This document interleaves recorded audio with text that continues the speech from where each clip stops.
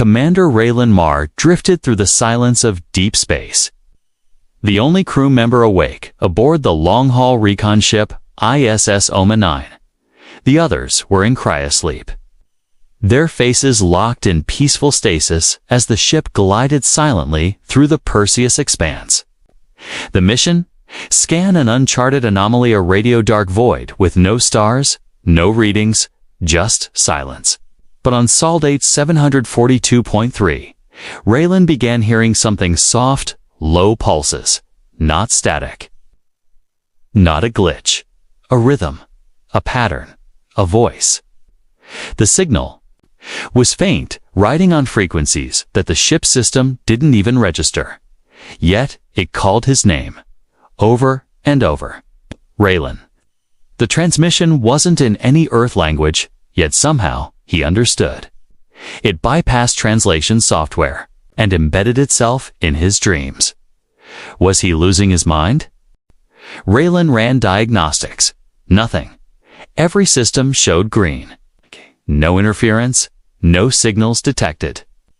Yet when he asked the onboard AI to isolate the voice, it replied, "No such frequency exists." He activated one of the cryopods to wake Lieutenant Harris early, desperate to share the burden. But when Harris emerged from stasis and Raylan replayed the recorded signal, Harris heard nothing. "Are you playing a prank?" he asked, confused.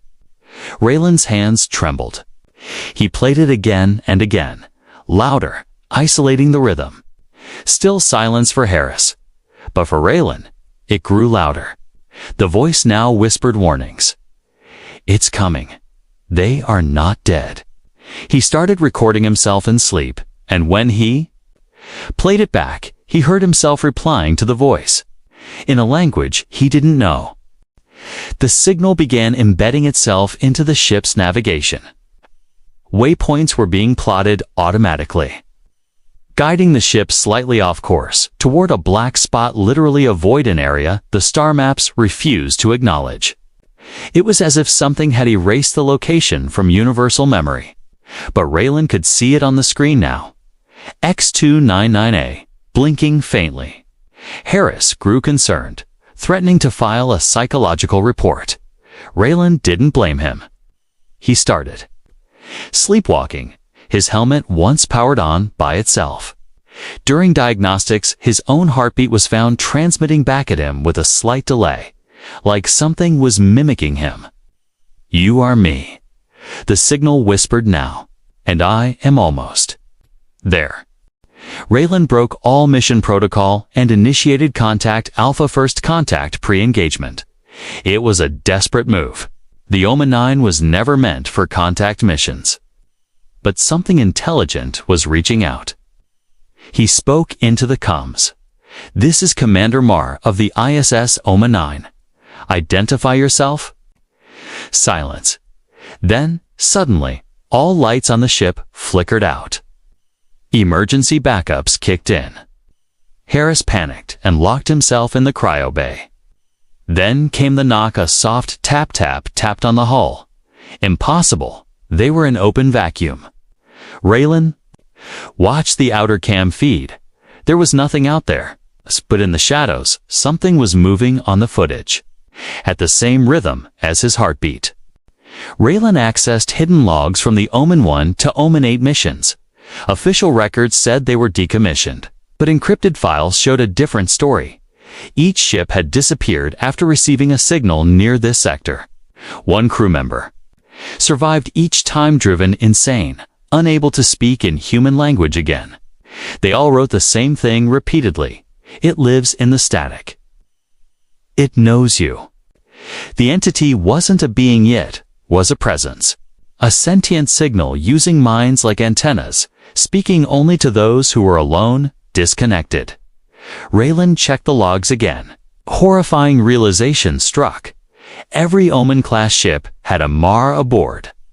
It wasn't coincidence. It was design. It wanted him. The void opened. A rift formed ahead of the ship, dark, but shimmering like fractured glass. Against all logic, the ship was pulled in. Harris screamed over the intercom. Raylan floated helplessly as gravity twisted. He wasn't on the ship anymore. He stood inside a rotating corridor of memories of his childhood. The Academy, his worst regrets warped and speaking back to him in his own voice. The signal wasn't a message, was a mirror. It spoke only to those most fragmented, most lonely. It offered eternity without pain, a mind without body. Join the frequency, it whispered. End your signal and become ours. Raylan was offered a choice. Surrender and exist as pure signal free from body, time and death. Resist and die in silence, unheard. He looked at his own face reflected in the static wall, now flickering with alien patterns. Harris had stopped responding. Cryopods were all offline. Maybe they were gone. Raylan realized the signal didn't kill. It absorbed. It collected mind-isolated thoughts across time and space. A library of consciousness. But once you joined, you never left.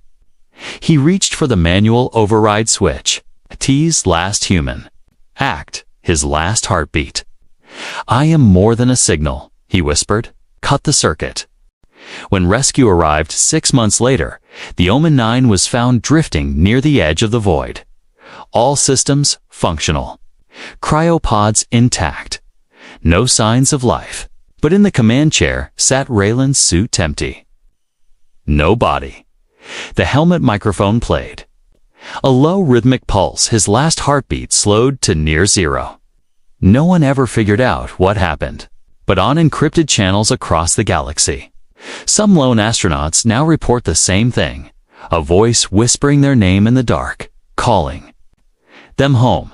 The signal is still out there, listening, waiting for someone alone enough to hear it again.